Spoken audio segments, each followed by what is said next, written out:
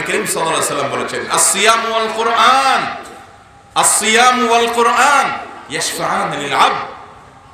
বান্দার জন্য দুইটা আমল আল্লাহর কাছে সুপারিশ করে, আর্গুমেন্ট করবে, আমল আর্গুমেন্ট করবে, কোনো মানুষ না। এই আমলকে আল্লাহ তাআলা বাকশক্তি দিবেন, আল্লাহর সাথে কথা বলবে। একটা হলো কোরআন, আর একটা হলো রোজা, সিয়াম। কোরআন বলবে, আল্লাহ রাতের বেলায় আমাকে নিয়ে ব্যস্ত ছিল, বোঝার চেষ্টা করেছে, তেলাওয়াত করেছে, তার রাতগুলো কেটেছে আমার সঙ্গে, রাতকে রাত সে আমাকে নিয়ে মগ্ন ছিল। আল্লাহ আজ আমি তাকে ছাড়া জান্নাতে যাব না, আপনি আজ তাকে মাফ করতে হবে, তার অন্যান্য ভুল ত্রুটি মাফ করতে হবে, কারণ সে আমাকে সময় দিয়েছে। অতএব কোরআনকে সময় দেব তো ইনশাআল্লাহ। ভাইরা আমার, আমি যদি জিজ্ঞাসা করি শেষ কবে কোরআন তেলাওয়াত করেছে, শেষ কবে কোরআন তেলাওয়াত করেছেন, বহু মানুষ হাত তুলতে পারবেন না, বলতে পারবেন না কবে শেষ কোরআন তেলাওয়াত করেছে। আল্লাহ আমাদের কোরআনের প্রতি অবিচার, কোরআনের প্রতি আমাদের দায়িত্ব জ্ঞানহীনতাকে আল্লাহ তাআলা মাফ করুন। কোরআনের হক আদায় করবো তো ইনশাআল্লাহ। কোরআন থেকে শিফা গ্রহণ করবেন। এই কোরআনকে আল্লাহ তাআলা বলেছেন, ওয়ানাজ্জিলু মিনাল কুরআনি মা হুয়া শিফাউল লিন-নাস। এই কোরআন, এটাকে আল্লাহ তাআলা রহমত হিসেবে মানুষের জন্য শিফা হিসেবে পাঠিয়েছেন। কোরআন পড়ে ঝাড়ফুঁক করলে আল্লাহ তাআলা মানুষকে সুস্থতা দান করেন। কোরআনের সবচেয়ে বড় জীবন্ত মুজিজা এইটা। এই পয়েন্টটা ভালো করে শুনে রাখেন।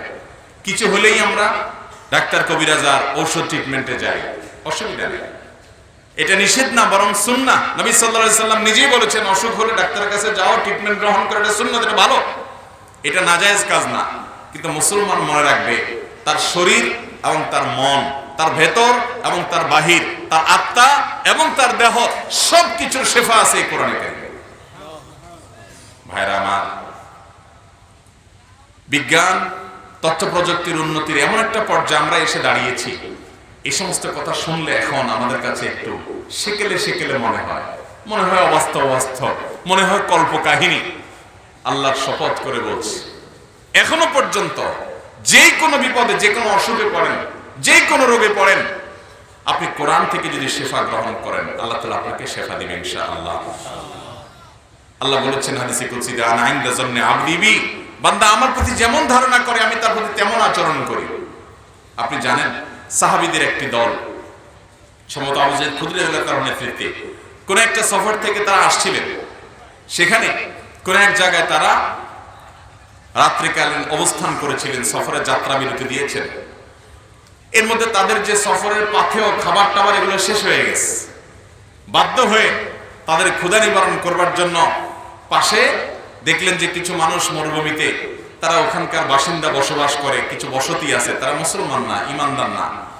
তারপরে তারা মানুষ তাদের কাছে খাবার চেয়েছে যে আমরা পথিক মুসাফির মানুষ, আমাদের খাবার শেষ হয়ে গেছে, কিছু খাবার দাও আমাদেরকে। তারা বলছে না, খাবার দেব না, দেয়নি। সাহাবীরা চলে এসেছে। এরপরে ওই এলাকার যিনি সর্দার, নেতা, লিডার ছিলেন, ওই নেতা সাহেবকে বিষাক্ত সাপে কামড় দিয়েছে। এখন সাপের বিষ নামাইতে হবে, জটিল কাজ। তাদের মধ্যে কোনো ওরকম ওঝা বা ভালো কোনো ওঝা নাই। তারা এসে বলল যে, আচ্ছা ওই যে কিছু মৌলভী সাহেব ছিল মুসলমান, এরা খাবার চাইছিল, এরা তো এখনো আছে দেখা যায়, জিজ্ঞেস করো তাদের মধ্যে কোনো ওঝা টোঝা আছে নাকি, বিষ নামানোর লোক আছে কিনা। আসছে, এসে সাহাবীদেরকে বলতেছে, কেউ পারবা, আমাদের নেতা সাহেবের সাপে কামড় দিয়েছে, বিষ নামাইতে হবে। তো সাহাবীদের নেতা উনি বলছেন, যে রাদিয়াল্লাহু তাআলা আনহু খুদরি রাদিয়াল্লাহু তাআলা বলছেন যে, আমি পারবো, তবে শর্ত হলো এতগুলা ছাগল দিতে হবে, কারণ তোমরা খাওয়ান চাইছি, খাওয়ান দাও নাই। এখন যখন পরিশ্রম করাবো, তো আমি খাটবো, আমি ট্রিটমেন্ট করবো, যাবো, সারা সময় ব্যয় করব, আমি টাইম ইনভেস্ট করব, সবকিছু দিব, বিনিময়ে আমাকে কিছু ছাগল দিতে হবে, যেহেতু আমাদের খাওয়া নাই সাথে। তারা রাজি হয়ে গেছে, নেতারে বাঁচাইতে হবে, আর ছাগল কোনো ব্যাপার না আসে। তো তিনি ট্রিটমেন্ট করলেন, ওই লোকের সাপের বিষ নেমে গেল, সে সুস্থ হয়ে গেল, ছাগল নিয়ে আসলেন। এবার সাহাবীদের মধ্যে দুইটা গ্রুপ হয়ে গেছে। এক গ্রুপ বলতেছেন যে, না না, এই ছাগল খাওয়া যাবে না, তুমি নিশ্চয় কোরআন আয়াতটা পড়ে ফটো দিছো, এটা দিয়ে আমার ছাগলকে আমি করে আনছি, এটা খাবো কেমনে আমরা, আল্লাহর কোরআন পড়ে ফটো দিছো, এটা বিনিময় গ্রহণ করে খাওয়া জায়েজ হবে, আমরা খাবো না। আর কিছু সাহাবী বলছে, না, এটা তো ট্রিটমেন্ট, সে ট্রিটমেন্ট করেছে, সময় দিয়েছে, টাইম ইনভেস্ট করেছে, পরিশ্রম করেছে, গিয়েছে, অতএব তার জন্য এটা জায়েজ আছে, আমরা খাবো। দুই গ্রুপ হয়ে গেছে। নবী করিম সাল্লাল্লাহু আলাইহি ওয়াসাল্লামের কাছে আসার পর উনি ঘটনা শুনে বললেন যে, ছাগল আর আছে কিছু, থাকলে আমাকেও ভাগ দিও। তার মানে তিনি বুঝাইলেন যে এটা খাওয়া জায়েজ। এরপর নবীজি সাল্লাল্লাহু আলাইহি ওয়াসাল্লামের সাথে কথোপকথন প্রসঙ্গত তিনি জিজ্ঞাসা করলেন, আচ্ছা কি পড়ে ফু দিয়েছিলে তুমি যে সব বিশ্বাস নেমে গেল, তুমি আগে থেকে এই বিষয়ে এক্সপার্ট ছিলা? কয় না, এক্সপার্ট না, আমি সূরা ফাতিহা পড়ে ফু দিয়েছিলাম। নবীজি সাল্লাল্লাহু আলাইহি ওয়াসাল্লাম সাহাবায়ে কেরাম তো অবাক, সূরা ফাতিহা পড়ে ফু দিয়েছে। দেখেন সাহাবীদের ঈমান দেখেন। সূরা ফাতিহার অপর নাম হলো সূরা শিফা। সূরা ফাতিহার অপর নাম কি? সূরাতুশ শিফা, আরোগ্য লাভের সূরা। যেই কোনো রোগের জন্য পানিতে পড়ে ফু দেন শুদ্ধ করে আজলের সুন্নাহ সহকারে, এবং এটা খেয়ে ফেলেন বা শরীরে ছিটান, আল্লাহ রাব্বুল আলামিন আপনাকে সুস্থতা দান করবেন। আমলদার মানুষ করলে বেশি ভালো হবে, এর মানে এই না যে আপনি করলে হবে না। যে কোনো মুসলমান এটা করতে, আমি আমার বাসায় এটার উপর আমল প্রায় করি। বাচ্চা অসুস্থ, ওষুধ খাওয়ানোর অসুবিধা নেই, সূরা ফাতিহার পর আগে ফু দেন।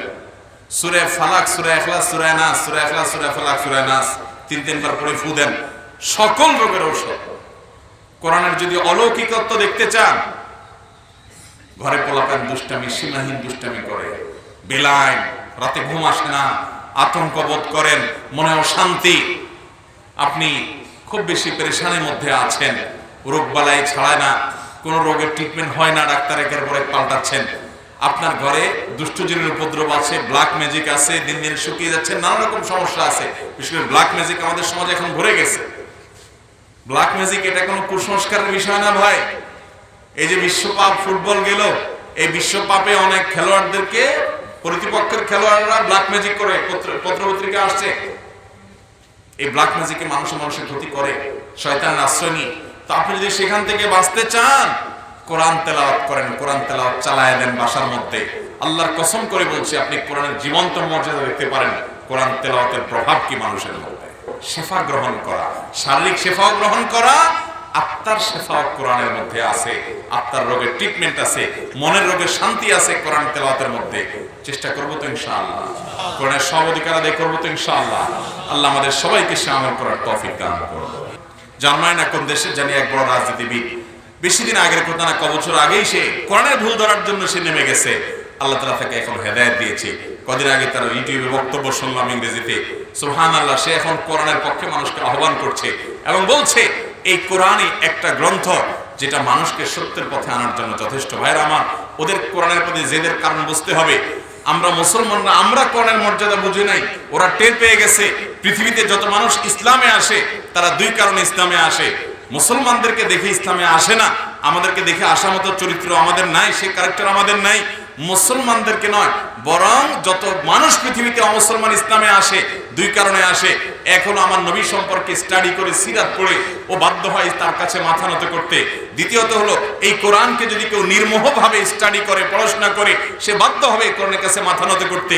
মুসলমানের সন্তান, তুমি কোরআনকে চিনো না, তুমি কোরআনকে জানো না, তোমার বাসায় পড়ে আছে, তোমার মসজিদে পড়ে আছে, তোমার মোবাইলের অ্যাপে পড়ে আছে, তুমি কোরআনকে খুলে দেখো না, তুমি কোরআনকে খুলে পড়ো না।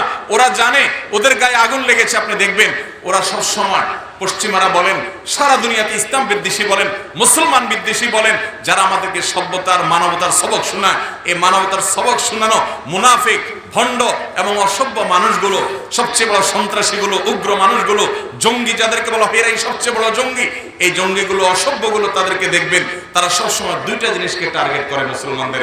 এক হলো কয়দিন পরে পরে রাসূলকে নিয়ে অবমাননা করে, আবার দেখবেন কোরআনে হাত দেয়। ওরা জানে যে এই দুইটা বিষয় হলো মুসলমানদের মূল শক্তি। আমার নবীর জীবন চরিত্র যদি কেউ নির্মোহভাবে পড়ে, সে যে ধর্মের মানুষই হোক না কেন, সে সত্যের কাছে মাথা নত করে ইসলামে আসতে বাধ্য হবে। কোরআনকে যদি নির্মোহভাবে পড়ে, সে সত্যের কাছে মাথা নত করে নির্মোহভাবে সে ইসলামে আসতে বাধ্য হবে। এই জন্য দেখবেন ওদের টার্গেটই হলো এই দুইটা জিনিস, হয় নবী সাল্লাল্লাহু আলাইহি সাল্লামের চরিত্রে কালিমা দেওয়ার চেষ্টা, আর নয় কোরআনকে অপমান করার চেষ্টা। কিন্তু ওরা জানে না এটা হলো আগুন। আগুন যত বেশি ফুৎকার দেওয়া হয় তত ছড়ায়, তত বিস্তার লাভ করে। হেদায়েতের আলো এর মাধ্যমে নিষ্প্রভ হবে না, থেমে যাবে না, বরং হেদায়েত দুনিয়াতে আরো বেশি বিস্তৃত হবে ইনশাআল্লাহ।